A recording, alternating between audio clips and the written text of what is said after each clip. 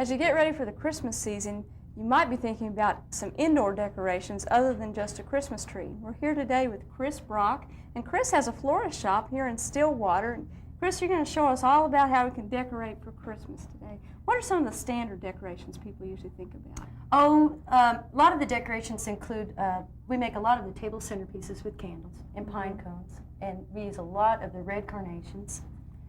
We also, the poinsettias are quite popular right now. Okay, and then the poinsettias, you usually think of the red poinsettias, but down here on the lower shelf there's also a light pink. Now, in later shows in Oklahoma Gardening, we'll be featuring holiday plant care, but at least this gives you some ideas if you go to a florist, some things that you can pick up.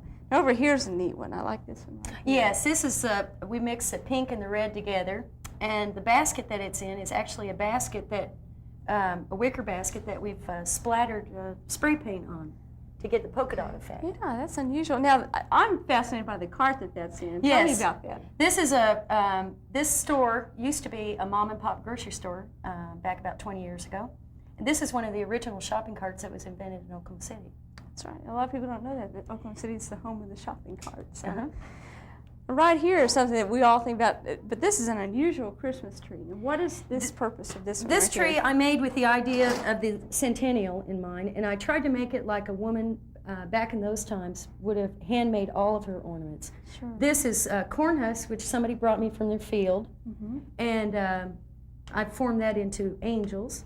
Then I've made the lace butterflies, and then I've made little nests which are going to have little owls in them. Oh, that'd Just be and nice. this is just Excelsior, or you could use Spanish moss and spray paint it to get a colored nest. Oh, that is This is beautiful. just, we've just gone like this and formed moments. Now, this tree is going to be auctioned along with a lot of other trees in Stillwater. The Festival of the Trees I see. this Saturday, and we have a lot of all the artists in town donate a tree. And that's for a fundraiser. It's for Stillwater Arts and Humanities Oh, Council. that's great. Well, the nest reminds me that it's tradition in a lot of homes that you find a bird's nest and put it in a Christmas tree. It's considered good luck. So you have lots of them.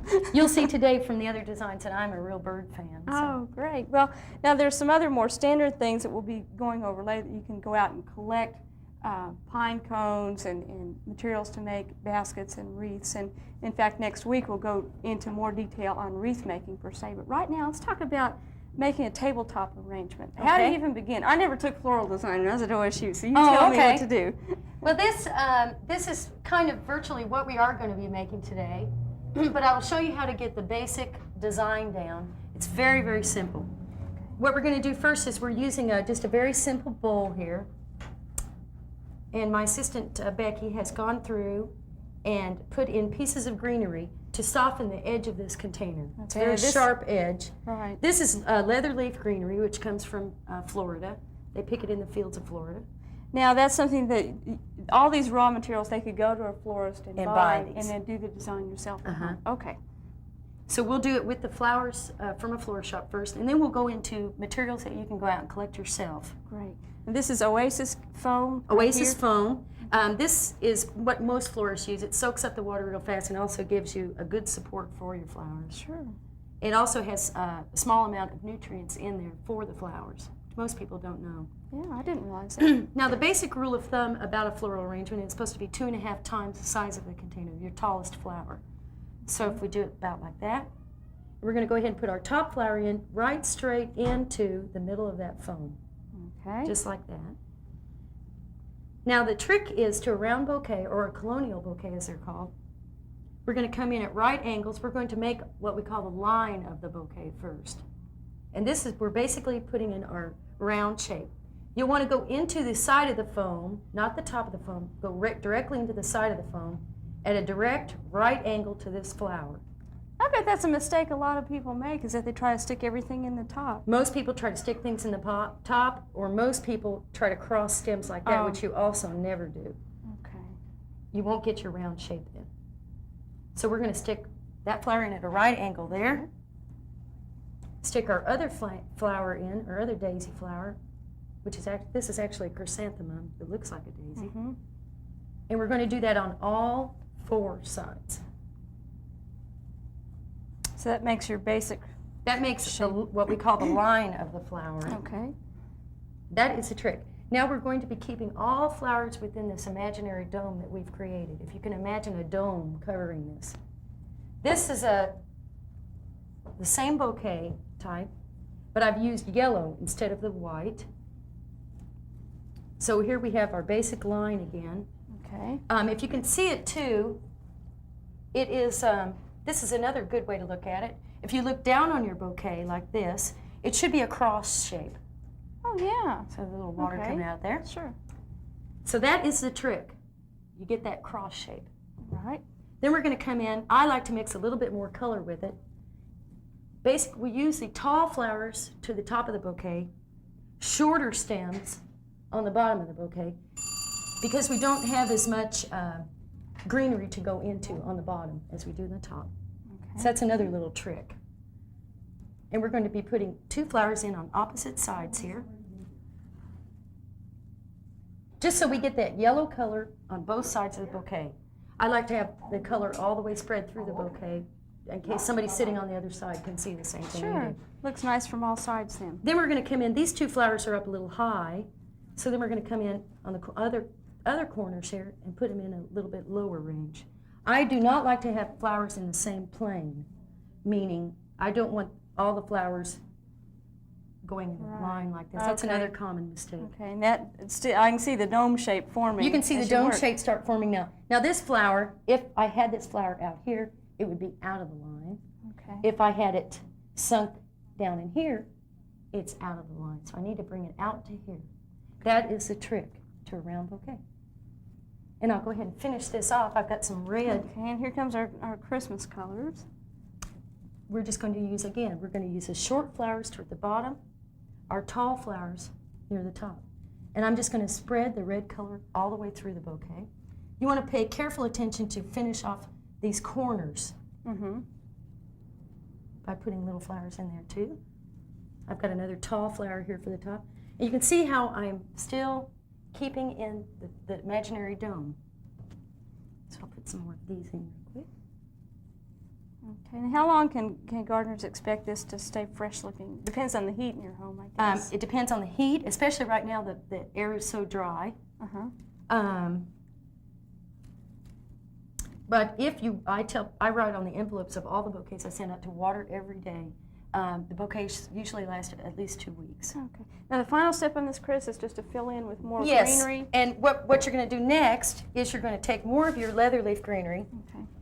and this is what florists like to do. They like to hide the stems. Okay. This makes the bouquet look a little bit more alive. It makes it look like it's something you just went out and picked instead of looking so uniform. And I'm going to take pieces of greenery and just kind of weave through there. Yeah. This is another good thing to do with your roses.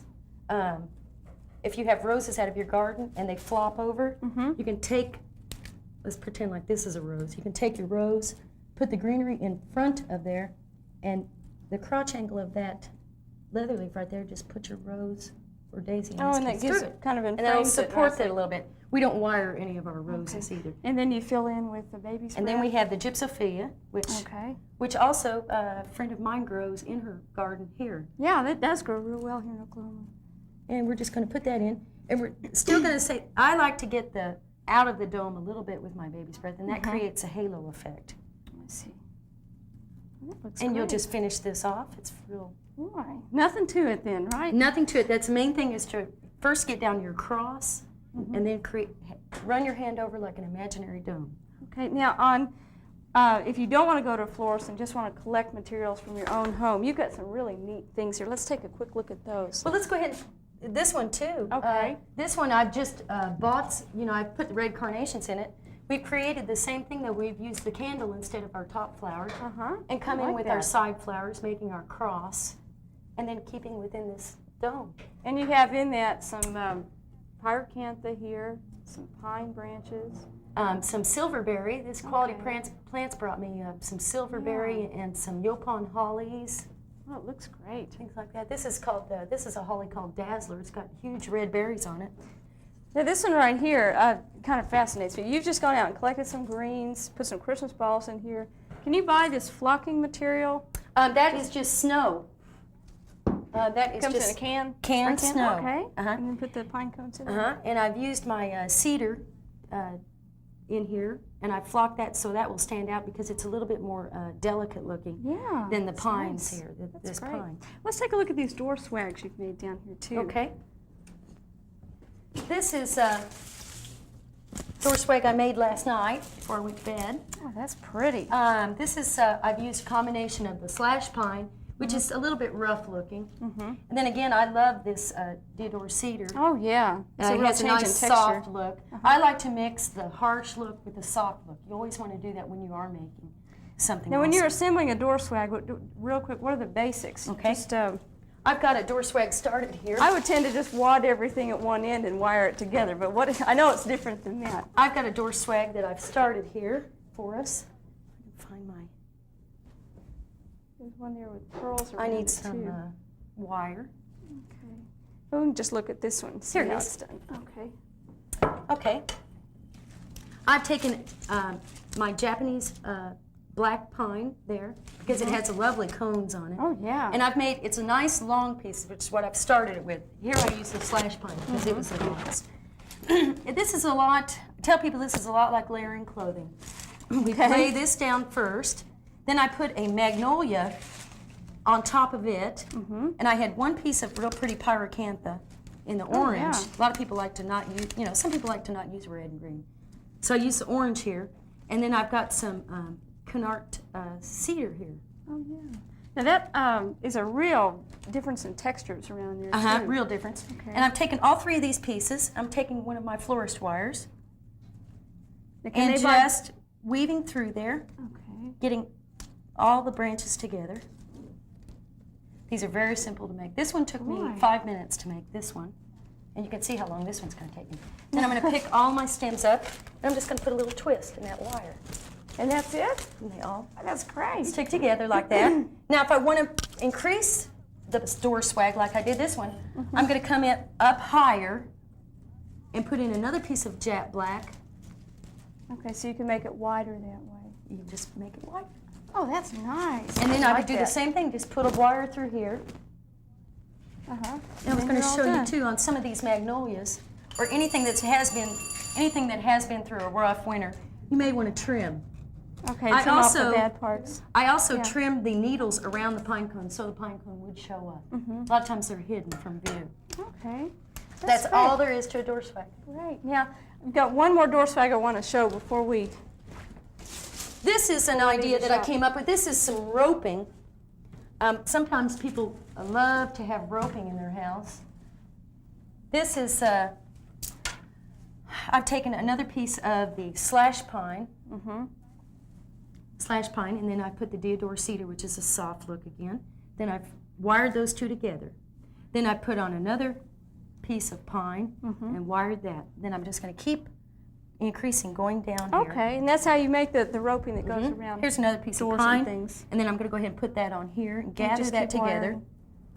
and just keep wiring it together. Great. And then you've taken, this is an idea I wouldn't have thought of, these plastic pearls, and just These are strand for- them around. And We have lots of customers Ribbon. who want to make their own decorations, but they have no idea how to make bows. Uh-huh. So I've just taken some pearls, and I'm going to drape that through it. I think you can make a long table streamer on this too. Then I'm going to take a piece of my antique lace and drip that through it too. gives it sort of a Victorian look. I Yes, guess. and then you can use, like to use the blues and the pinks like my tree. Oh, that's pretty. That's real simple to do though. Well, I told you all before, I don't have a single artsy bone in my body, and I can see that. I could probably do these too. We've got one last arrangement that we've got to show you, and then next week we'll come back with Chris and show how to make wreaths. But oh yeah, I have this one too. This one I made with no flowers. I did go out and bought about $1 worth of silk poinsettias here.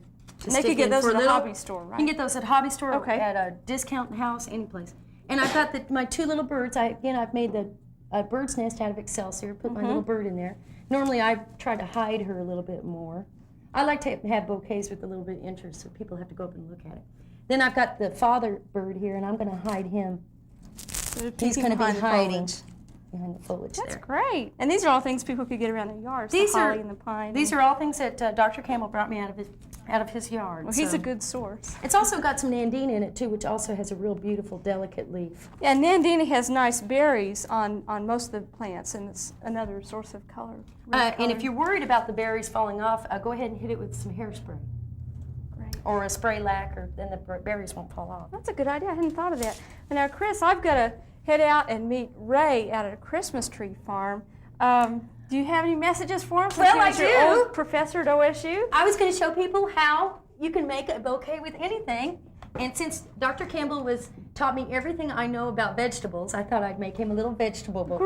Great. I did add some bananas for some color, some Get yellow your color. fruit in there. Well, you're very talented. Well, I'm sure Ray's going to enjoy this. Lunchtime is approaching. We'll all have a great Thought I'd feast. treat y'all to lunch. And if you're going to have a holiday buffet and want to have food as the centerpiece, that's the way to go. Chris, thanks, and we'll visit you again next week. Talk about wreaths. Thanks a lot. It's been a pleasure.